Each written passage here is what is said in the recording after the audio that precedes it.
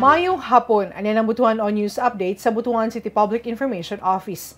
Gitagbo sa City Government sa Butuan, pinaagi sa City Planning and Development Department o Worldwide Fund for Nature Philippines ug International Climate Initiatives ang mga partner nga non-government organizations, civil society organizations, regional agencies ug private sector sa dakpan sa Butuan alang sa financing and integrated renewable energy sa Butuan City Investment Forum miaging semana.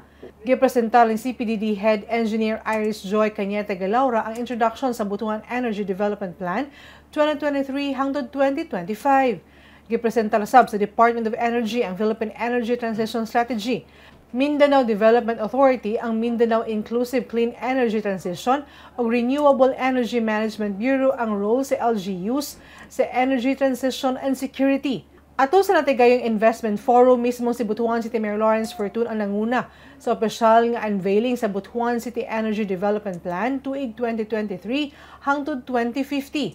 Kauban sa unveiling sa International Climate Initiatives Interface in the Philippines, Rene Freitag, Worldwide Fund for Nature Philippines Executive Director Catherine Custodio o Department of Energy Renewable Energy Management Bureau Director Attorney Marisa Cerezo nga gisaksihan sa talang partisipante sa investment forum.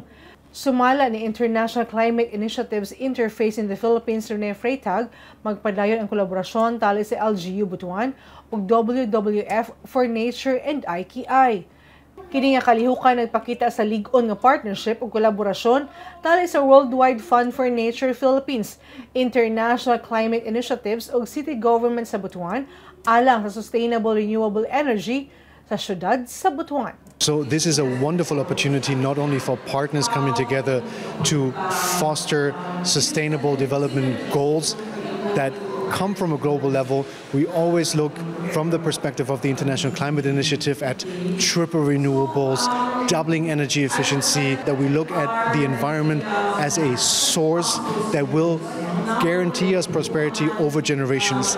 And I think the mayor has spoken to it when he alluded to how a healthy environment leads to healthy lives and at the end will generate prosperity for the people. And this should always be the ultimate goal of anything attached to growth. Is a testament to how important it is to keep focusing on sustainable solutions, especially here in Butuan. We invite you all to work with us in turning these opportunities in operational projects. Butuan is prepared to provide a stable, strategic environment for investments that support both economic growth and environmental responsibility. To WWF Philippines, our financing institutions, renewable energy developers, national government agencies, and development organizations, thank you for being with us and for embracing this collaboration.